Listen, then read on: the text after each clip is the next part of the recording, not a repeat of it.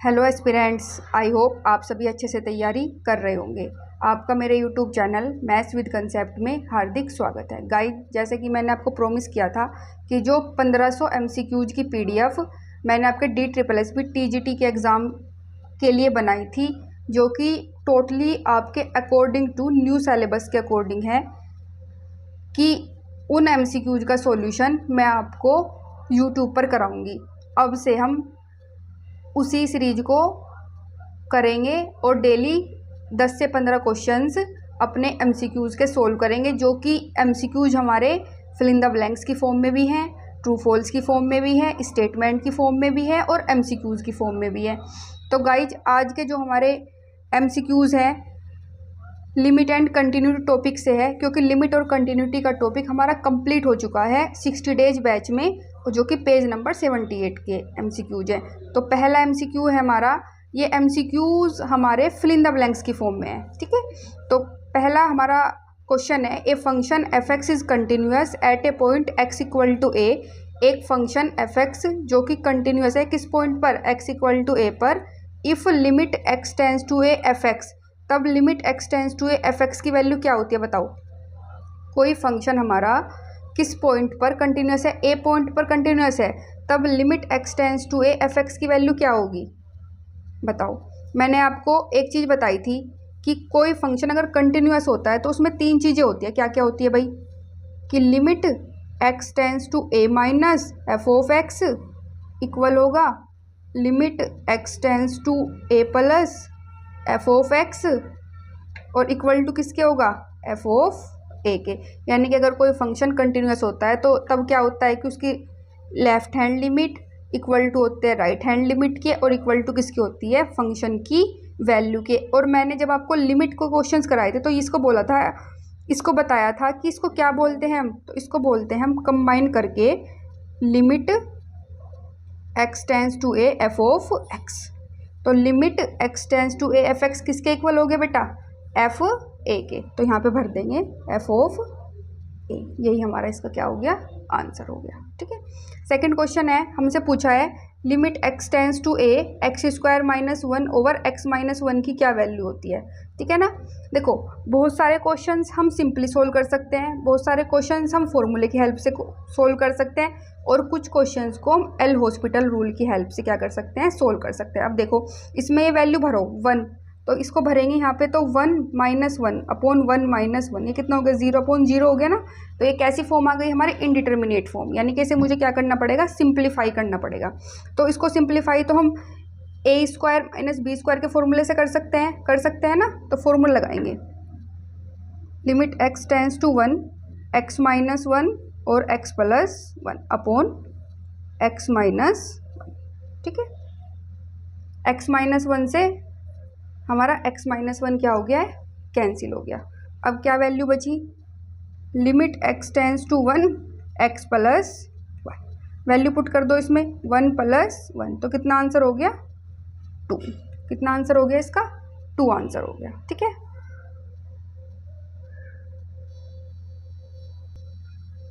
अब ये third question है हमारा, limit x tends to 0 sine x upon 4 upon x. देखो जो मैंने आपको क्वेश्चंस कराए हैं यूट्यूब पर, मैंने आपको ये फॉर्मूला बताया हुआ है कि limit x tends to 0 sine x upon x की वैल्यू कितनी होती है, 1 होती है ना। Limit x tends to 0 sine x upon x की वैल्यू कितनी होती है, 1 होती है। तो इसका मतलब अगर मैं इस क्वेश्चन को इसकी फॉर्म में क्या कर दूं, कन्वर्ट कर दूं इसको, इसमें क्या होता है कि जो यहाँ पे एंगल होता है साइन के साथ, उसी एंगल से हम डिवाइड करते हैं। तो यहाँ पर साइन के साथ एंगल कितना है, एक्स अपॉन 4, तो इसको भी किससे डिवाइड करेंगे हम, एक्स अपॉन 4 से। अगर मैं इसमें एक्स अपॉन 4 बना दूँ नीचे, तो इस फॉर्मूले की हेल्प से डायरेक्ट इसकी वैल्यू 1 रख सकती हूँ ना। तो इस तरीके से करेंगे, देखो कैसे करते हैं, limit x tends to 0 sine x upon 4 upon में एक्स। देखो इसका मुझे क्या बनाना है, एक्स अपॉन 4 बनाना है। क्या बनाना है, एक्स अपॉन 4। तो उसको किससे डिवाइड कर दूं, यहाँ पे 4 से डिवाइड कर दिया और 4 से कर दी है मल्टीप्लाई। कोई डाउट नहीं ना। अब देखो ये 1/4 तो हमारा बाहर आ जाएगा कांस्टेंट की तरह, और limit x tends to 0 sine x upon 4 upon x upon 4, इसकी वैल्यू कितनी हो गई, limit x tends to 0 sine x upon 4 upon x upon 4 की वैल्यू कितनी हो गई हमारी 1 हो गई। तो कुल मिला के मेरा आंसर हो गया 1/4। ये हो गया मेरा थर्ड क्वेश्चन। ठीक है, कोई डाउट नहीं ना। तो गाइज इसी तरीके से मैं आपको सारे क्वेश्चंस की प्रैक्टिस करा दूंगी। मैं पूरी कोशिश करूंगी कि आपको 1500 के 1500 MCQs आपको यूट्यूब पर करा दूं। फिर आपको किसी भी बुक की नीड नहीं है प्रैक्टिस के लिए। आपको सारा कंटेंट एक जगह मिल जाएगा, बस आपको उसे अच्छे से रिवाइज करते रहना है बार बार। ठीक है, चलो अब करेंगे हम क्वेश्चन नंबर 4। क्वेश्चन नंबर 4 क्या है हमारा, limit x tends to 1 x³ - 1 upon x - 1। तो गाइस इसमें 1 लिमिट पुट करिए आप, तो 1 - 1, क्योंकि 1 का क्यूब 1 ही होता है, तो 1 - 1 अपॉन 1 - 1। ये क्या कौन सी फॉर्म हो गई, 0/0। कौन सी फॉर्म हो गई हमारी, 0/0 फॉर्म। तो 0/0 फॉर्म का मतलब है कि इस क्वेश्चन को हमें क्या करना है, आगे सोल्व करना है। तो गाइज हमें पता है a³ - b³ का फॉर्मूला। देखो x³ - 1 का क्यूब भी लिख सकते हैं इसको। अच्छा ये बताओ a³ - b³ का क्या फॉर्मूला होता है हमारा। तो a³ - b³ का फॉर्मूला होता है a - b a² plus b² plus के ab। तो इस फॉर्मूले का हम यहाँ पे यूज़ करेंगे। और जो हमने यहाँ पे फॉर्मूला यूज़ किया था x² - 1 के स्क्वायर में, वो कौन सा फॉर्मूला है हमारा, a² - b² का फॉर्मूला। ये है हमारा a - b और a + b। कोई डाउट नहीं ना। तो ये फॉर्मूला यहाँ पे पुट कर दो आप। लिमिट, यहाँ पे लाइन बना लेते हैं जिससे कि कंफ्यूजन ना हो। ठीक है, तो limit x tends to 1 a³ - b³ यानी कि x - 1 x का स्क्वायर प्लस 1 का square plus x⁻1 upon x - 1। तो x - 1 से x - 1 क्या हो गया, कट हो गया। तो वैल्यू बची limit x tends to 1 x² plus 1 plus x। अब क्या कर देंगे, लिमिट पुट कर देंगे। तो 1 प्लस 1 का स्क्वायर प्लस 1 प्लस 1, तो कितनी वैल्यू आई, 1 प्लस 1 प्लस 1। तो वैल्यू कितनी आ गई, 3। यानी कि क्वेश्चन नंबर 4 का हमारा आंसर हो गया 3। कोई डाउट नहीं ना, कर सकते हैं ना अच्छे से। ठीक है, तो हम इसी तरह सारे के सारे MCQs प्रैक्टिस कर लेंगे। नेक्स्ट क्वेश्चन है हमारा, limit x tends to 0 1 plus x की पावर 1/x। गाइज ये एक स्टैंडर्ड फॉर्म होती है हमारी, क्या होती है, एक स्टैंडर्ड फॉर्म होती है। जैसे मैंने आपको limit x tends to 0 sine x upon x की वैल्यू बताई थी, वो वैल्यू कितनी थी हमारी, वैल्यू हमारी 1 थी। इसी तरीके से limit x tends to 0 1 plus x की पावर 1/x, ये भी हमारी क्या होती है, एक स्टैंडर्ड वैल्यू होती है जो हमसे डायरेक्ट पूछी जाती है। क्या पूछी जाती है, डायरेक्ट। इसकी वैल्यू होती है हमारी e। आपको याद रखना है कि अगर आपसे कभी भी एग्जाम में पूछा जाए limit x tends to 0 1 plus x की पावर 1/x की वैल्यू कितनी होती है, आपको पता होना चाहिए किसकी वैल्यू होती है हमारी e। कितनी होती है, e। ठीक है, अब करते हैं क्वेश्चन नंबर 6। क्वेश्चन नंबर 6 है हमारा, limit x tends to 0 a की पावर x - 1 अपॉन x।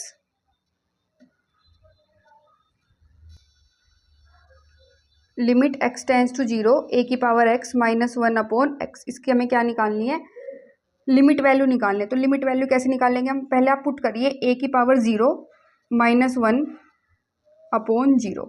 तो a की पावर 0, किसी की भी पावर 0 तो वैल्यू कितनी होती है, 1 होती है ना।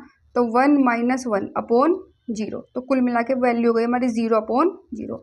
यानी कि एक कैसी फॉर्म है हमारी, इनडिटर्मिनेट फॉर्म। कौन सी फॉर्म है, इनडिटर्मिनेट फॉर्म। और इस फॉर्म की मुझे क्या निकालनी है, वैल्यू निकालनी है। तो क्या करेंगे, अब हम अप्लाई करेंगे एल हॉस्पिटल रूल। क्या अप्लाई करेंगे, एल हॉस्पिटल रूल। गाइज मैं थोड़ा सा आपको एल हॉस्पिटल रूल के बारे में बता देती हूँ। देखो सबसे पहले तो ये एल हॉस्पिटल नाम नहीं होता, टीचर्स सब इसको एल हॉस्पिटल बोलते हैं।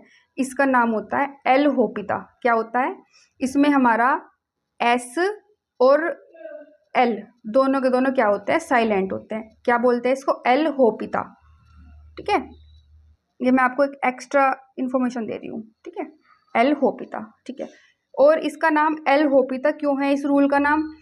जिस मैथमेटिशियन ने इस रूल की क्या की थी, इन्वेंशन की थी या डिस्कवरी की थी, उनके जो सर्वेंट थे उनका नाम था एल होपिता। तो उन्होंने जो सर्वेंट थे उन्होंने अपनी मंथली सैलरी मांगी कि मेरी सैलरी दे दीजिए, जो भी मैंने काम किया है। तब उस टाइम पे मैथमेटिशियन के पास देने के लिए सैलरी नहीं थी।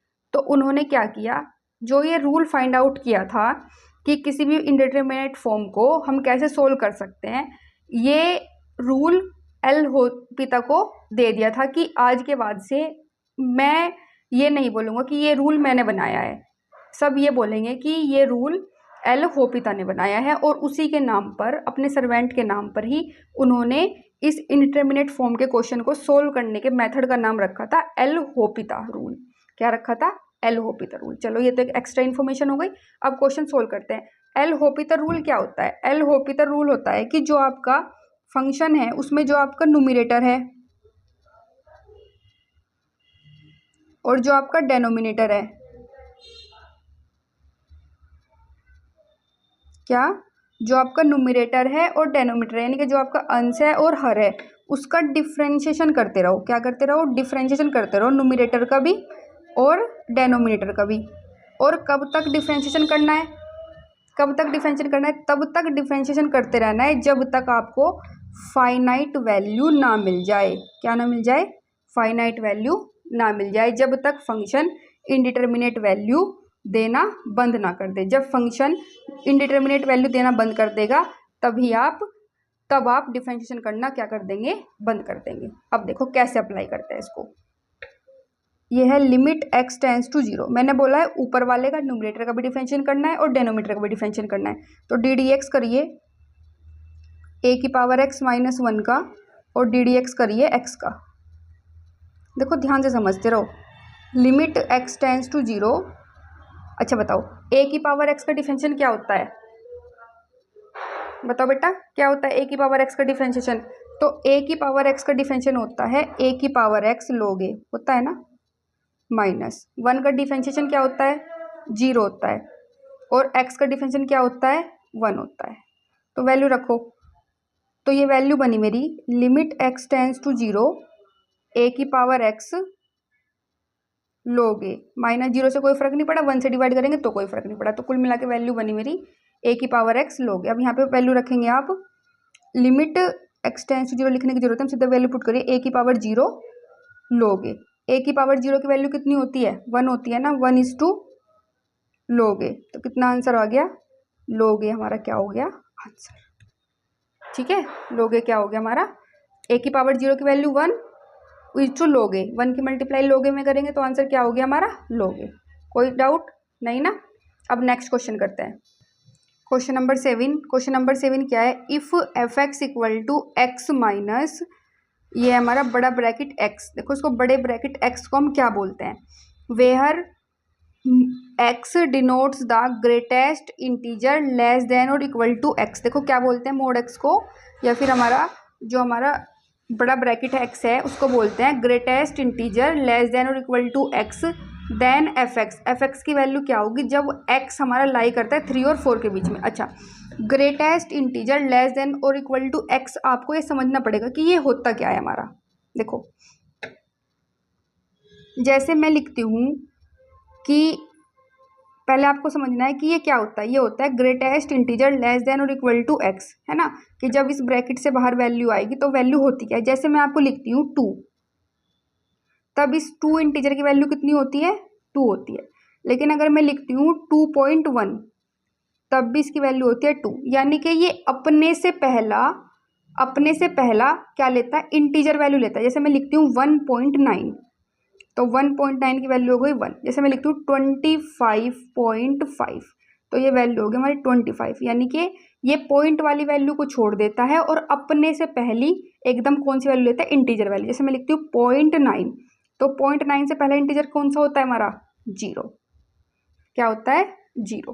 ठीक है। अगर मैं लिखने लगूँ 1, तो 1 की वैल्यू हमारी 1 होगी। इंटीजर्स की वैल्यू इंटीजर्स, और इंटीजर्स के बाद अगर कोई पॉइंट लगा है तो वो पॉइंट वाली वैल्यू हट जाती है, सिर्फ कौन सी वैल्यू आती है हमारी?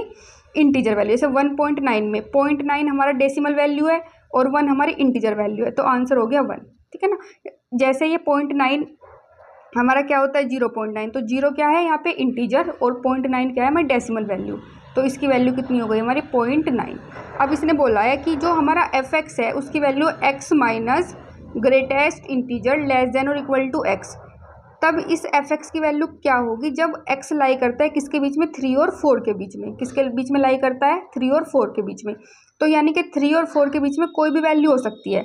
मैंने मान लिया कि जो x है 3 और 4 के बीच में कोई वैल्यू को मान लिया 3.1 है, तब भी इंटीजर वैल्यू 3 होगी। मैंने मान लिया 3.5 है, तब भी वैल्यू कितनी होगी, 3 होगी x की। मैंने मान लिया ये 3.9 है, तब भी वैल्यू कितनी होगी, 3 होगी ना। तो इसका मतलब क्या हो गया कि जो हमारा ग्रेटेस्ट इंटीजर लेस देन और इक्वल टू x है, इसकी वैल्यू कितनी है हमारी, कितनी है वैल्यू, 3 है ना। तो x माइनस x को तो चेंज नहीं करेंगे क्योंकि x पे तो greatest integer less than equal to x नहीं लिखा हुआ, लेकिन इस x के साथ लिखा हुआ है। और ये x किस किस के बीच में लाई करता है, 3 और 4 के बीच में।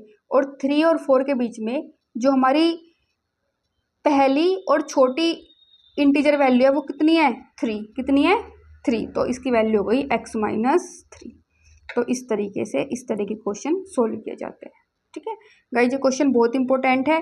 जो ये ग्रेटेस्ट इंटीजर वाला कॉन्सेप्ट है, इसके क्वेश्चंस आपसे लिमिट में भी करवाए जाते हैं और कंटिन्यूटी में भी, डिफरेंशियबिलिटी में भी, है ना। और इस तरीके से एग्जामिनर आपको क्या करता है, कंफ्यूज करता है अलग अलग तरह के वैल्यूज देकर। ठीक है ना। तो आपको इस क्वेश्चन को इस तरीके से सोल्व करना है। समझ में आया। देखो जैसे क्वेश्चन नंबर 8 है हमारा, लिमिट fx x की वैल्यू कब है, वैल्यू fx की वैल्यू कब है जब x लाई करता है 0 से 1 के बीच में, और वैल्यू 3 माइनस एक्स है जब x लाई करता है 1 और 2 के बीच में। तो आपसे पूछा है then limit x tends to 1 minus fx। 1 minus fx का मीन्स क्या हुआ कि आपने उसने क्वेश्चन में आपसे 1 माइनस का मीनिंग बताया था मैंने कि लेफ्ट हैंड लिमिट, और 1 प्लस का मीनिंग होगा कि राइट हैंड लिमिट। तो उसने सिर्फ क्वेश्चन में आपसे लेफ्ट हैंड लिमिट पूछी है। तो लेफ्ट हैंड लिमिट पूछने के लिए आपको जो वैल्यू है वो लेफ्ट हैंड फंक्शन में रखनी पड़ेगी, यानी कि जो फंक्शन हमारा छोटा है उसमें ही आप क्या करेंगे, x की वैल्यू पुट करेंगे। तो आप देखिए यहाँ पर जो x है और किस पर वैल्यू चेक करनी है, 1 पर। तो पहले देखेंगे 1 कहाँ पर है, 1 यहाँ पर है और 1 यहाँ पर है हमारा, है ना। अब देखो जो ये 1 है हमारा, यहाँ पर जो 1 है उस 1 से x छोटा है, क्योंकि x less than equal to 1 है, तो 1 से क्या है x हमारा छोटा है। और यहाँ पे क्या है 1 less than equal to x, और यहाँ पर 1 हमारा क्या है, 1 छोटा है, और यहाँ पर क्या है x बड़ा है। देखो यहाँ पे क्या है x छोटा है 1 से, और यहाँ पे x क्या है बड़ा है 1 से। तो जहाँ पर x छोटा होता है, x यहाँ पर छोटा है ना 1 से, तो वैल्यू होती है हमारी लेफ्ट हैंड साइड वाली वैल्यू, यानी कि छोटी वैल्यू। और यहाँ पर x क्या है बड़ा, यानी कि ये वाली वैल्यू हमारी RHS वाली राइट हैंड साइड वाली वैल्यू, है ना। तो यानी कि जब मुझे लेफ्ट हैंड साइड वाली वैल्यू निकालनी है या लेफ्ट हैंड लिमिट निकालनी है, तब मैं x की ये वाली वैल्यू रखूँ, क्योंकि यहाँ पर x 1 से छोटा है। और अगर मुझे राइट हैंड साइड वाली या राइट हैंड लिमिट निकालनी होती, तब मैं कौन सी वैल्यू लेती, 3 माइनस एक्स वाली, क्योंकि यहाँ पर x किससे बड़ा है, 1 से बड़ा है। कोई डाउट नहीं ना। तो वैल्यू निकालेंगे। तो limit x tends to 1 minus f of x. अच्छा, कैसे तोड़ना बताया था मैंने आपको, limit h tends to 0 f of 1 minus h. ऐसे तो बताया था कि ये 1 माइनस, यहाँ पे 2 होता तो 2 माइनस, 1 प्लस होता तो 1 प्लस, और h तो सबके साथ लिखना ही होता है।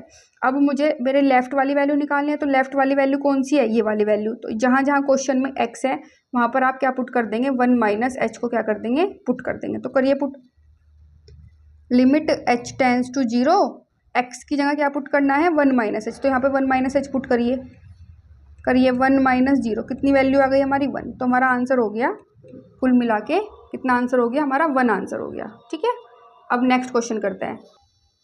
देखो गाइज, ये क्वेश्चन है हमारा 9th क्वेश्चन के हमारे 3 पार्ट है, हम तीनों पार्ट करेंगे। पहले में पूछा है f ऑफ 3/2 की वैल्यू। अब आपको इस क्वेश्चन को हम थोड़ा शॉर्ट ट्रिक से कर सकते हैं, ठीक है ना। अब आपको क्या चेक करना है कि जो 3/2 है वो किस किस वैल्यू के बीच में लाई करता है। तो 3/2 कितना होता है, 1.5। तो 1.5 कहाँ पे लाई करेगा, यहाँ पे x छोटा है 1 से, तो 1.5 यहाँ पे लाई नहीं करेगा। यहाँ पे x की वैल्यू 1 और 2 के बीच में है, किसके बीच में है, 1 और 2 के बीच में, और 1 और 2 के बीच में क्या आता है हमारा 1.5। तो यानी कि हम क्या कर सकते हैं, एफ एक्स की कौन सी वैल्यू चूज करेंगे, 2 माइनस एक्स वाली, कौन सी वैल्यू चूज करेंगे, 2 माइनस एक्स वाली। अच्छा, मुझे कितनी वैल्यू निकालनी है, 3/2, यानी कि x की जगह क्या पुट कर दूंगी, 3/2, तो पुट करिए 2 माइनस 3/2। एलसीएम ले लीजिए, एलसीएम कितना हो गया हमारा 4, सॉरी 2, 2 1 से 2 को डिवाइड करेंगे 2, 2 2 जा 4 माइनस 3, तो आंसर कितना आ गया 1/2। ठीक है, आंसर कितना हो गया हमारा 1/2। अब मुझे क्या निकालना है सेकंड पार्ट में, limit x tends to 1 plus f of x, यानी कि राइट हैंड लिमिट निकालनी है, और कौन सी वैल्यू पे निकालनी है, 1 पे। अब मैं 1 सबसे पहले फंक्शन में अपना 1 चूज करूंगी कि 1 कहाँ कहाँ पर है, और फिर 1 की वो वाली वैल्यू चूज करूंगी जो जिसमें x हमारा बड़ा होगा। देखो 1 यहाँ पर है और 1 मेरा यहाँ पर है, दोनों जगह 1 है। अब देखो यहाँ पे जो x है वो 1 से छोटा है, और यहाँ पर x क्या है, 1 less than equal to x, और यहाँ पे x क्या है, 1 से बड़ा है, यानी कि राइट वाली वैल्यू में ये आएगा x इक्वल टू 1 के लिए, और लेफ्ट वाली वैल्यू में ये आएगा। लेकिन मुझे तो राइट हैंड लिमिट निकालनी है, 1 प्लस का मीनिंग क्या होता है कि right hand limit find out करनी है। तो हम क्या करेंगे, इसकी right hand limit find out करेंगे। तो लिमिट h टेंस टू 0 और एफ ऑफ 1 प्लस एच, ऐसे तो करते हैं, 1 माइनस हो तो 1 माइनस एच, प्लस है तो 1 प्लस एच। ठीक है, लिमिट h टेंस टू 0। अब राइट वाली वैल्यू कौन सी है मेरी, ये वाली वैल्यू है, क्योंकि यहाँ पे x बड़ा है, तो जहाँ जहाँ क्वेश्चन में x है वहाँ पर आप क्या पुट कर देंगे, 1 प्लस एच पुट कर देंगे। तो करिए पुट, तो ये हो गया मेरा 2 minus 1 plus h, limit h tends to 0, 2 minus 1 minus के एच। तो limit h tends to 0, 2 minus 1 कितना हो गया, 1 माइनस एच, पुट करो लिमिट 1 माइनस 0, तो कितना आंसर हो गया मेरा 1। कितना आंसर हो गया कुल मिला के 1। ठीक है, अब करते हैं इसका third part, limit x tends to 2 minus f x, इसकी वैल्यू निकालें। इसका मीनिंग क्या हुआ कि मुझे क्या निकालनी है, लेफ्ट हैंड लिमिट निकालनी है। क्या निकालनी है, लेफ्ट हैंड लिमिट निकालनी है, और किस पर निकालनी है, 2 पर। अब मैं फिर दोबारा से अपना एफ एक्स चेक करूंगी, और एफ एक्स में चेक करूंगी कि 2 कहाँ कहाँ पर है, 2 यहाँ पर है और 2 मेरा यहाँ पर है। अब देखती हूँ कहाँ पर x 2 से छोटा है और कहाँ पर x 2 से बड़ा है। यहाँ पर x लेस देन 2 है, तो यहाँ पर x क्या है, 2 से छोटा है, तो 2 के लिए लेफ्ट वाली वैल्यू हो गई। और यहाँ पर x क्या है, x greater than equal to 2, यहाँ पर x क्या है, 2 से बड़ा है, यानी कि 2 के लिए राइट वाली वैल्यू ये हो गई। लेकिन मुझे तो कौन सी वैल्यू चाहिए, 2 के लिए लेफ्ट वाली वैल्यू चाहिए, यानी कि फंक्शन में मुझे 2 माइनस एक्स की वैल्यू चाहिए, और इसमें मैं 2 माइनस एच क्या करूँगी, पुट करूँगी। तो करो question, limit h tends to 0 f of 2 minus h. तो लिमिट h टेंस टू 0, यहाँ पर x की जगह क्या पुट करूँगी, 2 माइनस एच, तो 2 minus h. Limit h tends to 0, 2 minus 2 plus h, 2 से 2 कैंसिल, कितना बचा, लिमिट h टेंस टू 0 और कितना हुआ h, और limit h tends to 0 h put करेंगे तो कितना हो गया 0। तो इस क्वेश्चन का आंसर कितना हो गया मेरा 0। कर सकते हैं। अब करते हैं नेक्स्ट क्वेश्चन। नेक्स्ट क्वेश्चन है आपका, limit x tends to 0 sine mod of sine x upon x, इसकी क्या करनी है, हमें वैल्यू फाइंड आउट करनी है। क्या करनी है, वैल्यू फाइंड आउट करनी है। तो कैसे करेंगे इसकी वैल्यू हम फाइंड, आप क्या, और कौन सी वैल्यू फाइंड आउट करनी है, left hand limit find out करनी है। कौन सी लिमिट फाइंड आउट करनी है, left hand limit find out करनी है, और किस पे फाइंड आउट करनी है, 0 पर। तो कैसे करेंगे, limit x tends to 0 minus को क्या लिखेंगे, h टेंस टू 0 और f ऑफ 0 माइनस h, क्योंकि ये पूरा पूरा क्या है मेरा एफ एक्स है, और एफ एक्स को कैसे चेंज करते हैं, यहाँ पे 0 माइनस एच, जैसे वहाँ पे 1 माइनस एच, तो यहाँ पे लिखेंगे limit h tends to 0 f of minus के h, यानी कि जहाँ जहाँ क्वेश्चन में क्या है मेरा x है वहाँ पे पुट कर दूंगी माइनस के h। तो यहाँ पे पुट करिए limit h tends to 0 mod of sine minus के h अपॉन माइनस के h। कोई डाउट नहीं ना, तो देखो क्या हुई वैल्यू, limit h tends to 0 sine बाहर आ जाएगा क्योंकि साइन माइनस थीटा क्या होता है, माइनस साइन थीटा, तो बाहर ले लेंगे, तो माइनस के साइन एच अपॉन माइनस के एच। अच्छा, मोड से तो कोई भी वैल्यू लेंगे तो बाहर ही आ जाती है, तो हमारी वैल्यू क्या हो गई, limit h tends to zero sine h upon minus के एच, माइनस बाहर ले लेंगे, तो limit h tends to zero sine h upon h. अच्छा बताओ ये कौन सा फॉर्मूला बन गया, अभी बताया था ना, कौन सा फॉर्मूला ये हमारा, limit x tends to zero sine x upon x की वैल्यू कितनी होती है, 1 होती है ना, तो वही वैल्यू मैं यहाँ पे रख दूंगी, तो वैल्यू हो गई 1, यही हो गया मेरा 1 इसका आंसर, और ये माइनस का साइन भी, तो कुल मिला के आंसर हो गया माइनस के 1। ठीक है, अब नेक्स्ट है हमारा 11वां, fill in the blanks. A function F x has removable discontinuity, एक फंक्शन एफ एक्स है जो कौन सी डिसकंटिन्यूटी रखता है, रिमूवेबल डिसकंटिन्यूटी रखता है। At x equal to a पर, किस पॉइंट पर, एक्स इक्वल टू ए पर, if limit x tends to a f x exist, f limit x tends to a f x हमारी क्या करती है, एग्जिस्ट करती है, and is not equal to, अगर रिमूवेबल डिसकंटिन्यूटी होती है तब क्या, तब हमारे फंक्शन की वैल्यू किसके इक्वल नहीं होती, बताओ, अगर रिमूवेबल डिसकंटिन्यूटी होती है तब हमारे फंक्शन की वैल्यू, हमारी फंक्शन की वैल्यू के, हमारी जो कंटिन्यूटी की वैल्यू हमारी फंक्शन की वैल्यू के क्या नहीं होती, इक्वल नहीं होती, तब इसकी वैल्यू होगी हमारी एफ ऑफ ए। देखो गाइज, कुछ क्वेश्चंस याद करने के होते हैं, कुछ क्वेश्चंस आपके कैलकुलेशन के होते हैं, तो मैं आपको जो कैलकुलेटिव क्वेश्चन है वो भी करा रही हूँ साथ के साथ, और जो क्वेश्चंस आपको क्या है लर्न करना है वो भी करा रही हूँ। जैसे ये क्वेश्चन लर्न करने का है, जब कोई फंक्शन रिमूवेबल डिसकंटिन्यूटी रखता है तब फंक्शन की वैल्यू, तब हमारे जो फंक्शन की वैल्यू हमारी लिमिट की वैल्यू के क्या नहीं होती, इक्वल नहीं होती। इसका मीनिंग हुआ, मैं यहाँ पे लिख देती हूँ, limit x tends to a minus equal to होगा limit x tends to a plus के, लेकिन इक्वल नहीं होगा एफ ऑफ ए के। लिमिट की वैल्यू हमारी किसके इक्वल नहीं होती, फंक्शन की वैल्यू के। अब देखो जैसे क्वेश्चन है, ये क्वेश्चन आपको कुछ फंक्शंस के डोमेन और रेंज याद करने होते हैं। अगर इस क्वेश्चन को हम सोल्व करेंगे तो लगभग हमारा हाफ एन आवर लग जाएगा, तो इसलिए कुछ क्वेश्चंस ऐसे हैं जिनको आपको लर्न करना है। इस क्वेश्चन को लर्न करना है, मैंने मार्क कर दिया, इस क्वेश्चन को लर्न करना है, मैं इसको भी मार्क कर रही हूँ। आपसे साइन एक्स अपॉन एक्स का डोमेन पूछा है, क्या पूछा है, साइन एक्स अपॉन एक्स का क्या पूछा है, डोमेन। तो साइन एक्स अपॉन एक्स का डोमेन होता है हमारा रियल नंबर में से सिर्फ जीरो को क्या कर दो आप, रिमूव कर दो। रियल नंबर्स में से किसको रिमूव कर दो, जीरो को रिमूव कर दो। तो ये हमारा साइन एक्स अपॉन एक्स का क्या होता है, डोमेन। ठीक है ना, नेक्स्ट क्वेश्चन करते हैं, क्वेश्चन नंबर 13। क्वेश्चन नंबर 13 है the domain of the function F x equal to sine x upon X और एक्स इक्वल नहीं है जीरो के। इस क्वेश्चन को, और उसमें डिफरेंस समझ लेना, उसमें सिर्फ साइन एक्स अपॉन एक्स का डोमेन पूछा था आपसे। इसमें बोला है कि एक्स जीरो के इक्वल नहीं है, और अगर एक्स जीरो के इक्वल है तब वैल्यू हमारी कितनी है, 1 है। तो अब इस फंक्शन का डोमेन हमारा क्या होगा, इस फंक्शन का डोमेन होता है, क्योंकि पहले ही उन्होंने क्या कर दिया कि एक्स जीरो के इक्वल नहीं है, यानी कि उसने क्वेश्चन में बोल दिया कि एक्स में आपको क्या कंसीडर नहीं करना, जीरो कंसीडर नहीं करना। जैसे हमने पहले क्वेश्चन का डोमेन लिखा था आर माइनस जीरो, लेकिन क्वेश्चन में की बात दिया है कि एक्स जीरो के इक्वल है ही नहीं, तो यानी कि इन्होंने हमें जीरो हमें इंक्लूड नहीं करना, तो इसका में इस जीरो को कट कर देंगे, तो हमारा आंसर हो गया रियल नंबर्स, यानी कि सारे के सारे रियल नंबर्स क्या हो जाएंगे, इस फंक्शन के हमारे क्या हो जाएंगे, डोमेन में आ जाएंगे। ठीक है, तो गाइज ये हमारे 13 MCQs थे जो कि फिल इन द ब्लैंक्स की फॉर्म में थे।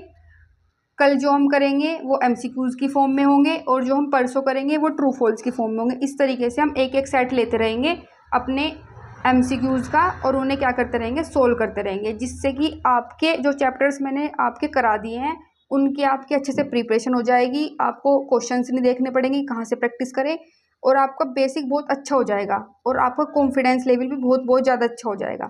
ठीक है ना, तो गाइज अगर आपको ये न्यू सीरीज पसंद आई हो जिसमें हम 1500 MCQs का सॉल्यूशन करेंगे, और सभी क्वेश्चंस के सॉल्यूशन यूट्यूब पर आपको कराए जाएंगे, आपको कुछ भी डाउट है तो कमेंट सेक्शन में लिख सकते हैं। अगर आप कोई क्वेश्चन सोल्व करने में परेशानी आ रही है, कोई क्वेश्चन आपको समझ नहीं आ रहा, तो आप टेलीग्राम पर मुझे मैसेज कर सकते हैं। मैं टेलीग्राम पर बहुत ज़्यादा समय एक्टिव रहती हूँ, क्योंकि बहुत सारे बच्चे के क्वेश्चंस आते रहते हैं, क्वेरीज आती रहती हैं। ठीक है ना, और गाइज आप ये MCQs की PDF परचेज भी कर सकते हैं। सिर्फ इन MCQs की कॉस्ट 99 रुपीज़ है, जिसमें 1500 MCQs हैं और जो कि 17 से 18 बुक्स से मैंने ग्रेजुएशन और पोस्ट ग्रेजुएशन की बुक से लेकर बनाए हैं, जिसमें हमारे ग्रुप थ्योरी के तो वो सारे क्वेश्चंस भी इंक्लूड है जो कि नेट और JRF में भी आते हैं, क्योंकि ग्रुप थ्योरी का हमारा बहुत ज़्यादा वेटेज रखा गया है हमारे सिलेबस में। ठीक है, और आप थ्योरम्स के नोट्स भी परचेज कर सकते हैं। थ्योरम्स की 20 वीडियोस मैंने आपको यूट्यूब पर कराई है। अगर आपने वो वीडियोस नहीं देखे तो आप चैनल के होम पेज पर प्लेलिस्ट बनी है, वहाँ से वो भी कर सकते हैं। सिर्फ थ्योरम के नोट्स की कॉस्ट 49 रुपीज़ है। और PGT के अगर आपको MCQs खरीदने हैं तो PGT के 52 टॉपिक्स के MCQs मैंने लगभग 25 से 26 बुक से बनाए हैं, उनको भी परचेज कर सकते हैं। उनकी कॉस्ट 149 रुपीज़ है। ठीक है, और धीरे धीरे PGT के MCQs को भी मैं सॉल्यूशन आपको यूट्यूब पर लाइव करा दूंगी। ठीक है ना, और जो आपने टॉपिक कर लिए हैं आप खुद से भी प्रैक्टिस कर सकते हैं। उसमें हमारे जो शुरू के 18 टॉपिक्स हैं, 18 के 18 टॉपिक्स के आपको साथ के साथ सॉल्यूशंस भी दिए गए हैं। ठीक है, कर सकते हैं। तो अगर आपको गाइज मेरा ये सीरीज पसंद आ रही है, मेरा कंटेंट पसंद आ रहा है, और अगर आपको लग रहा है कि हमारे एग्ज़ाम के पॉइंट ऑफ व्यू से हेल्पफुल है, तो प्लीज़ मेरे चैनल को लाइक करें, शेयर करें और सब्सक्राइब करें। आप जितना सब्सक्राइब, लाइक और शेयर करेंगे उतना ही ज़्यादा मुझे मोटिवेशन मिलेगा। और ज़्यादा से ज़्यादा शेयर करें, क्योंकि जो बच्चे और तैयारी कर रहे हैं, जिनको नहीं पता, उनको भी पता चल जाएगा और उन्हें भी अपने एग्ज़ाम में बहुत ज़्यादा हेल्प मिलेगी। ठीक है, तो कल हम एक न्यू वीडियो में मिलते हैं। So thank you so much. Please like, share and subscribe. और नोट्स परचेज करने के लिए आप मेरा टेलीग्राम ग्रुप ज्वाइन कर लीजिए, आपको लिंक डिस्क्रिप्शन में मिल जाएगा। और वहीं से आप क्या कर सकते हैं, MCQs के नोट्स परचेज कर सकते हैं, और साथ के साथ आप थ्योरम के नोट्स भी परचेज कर सकते हैं। थ्योरम के नोट्स पर भी अभी ऑफर चल रहा है, जो कि सिर्फ आपको 49 रुपीज़ में मिल जाएंगी। ठीक है, तो please like, share and subscribe. Thank you so much.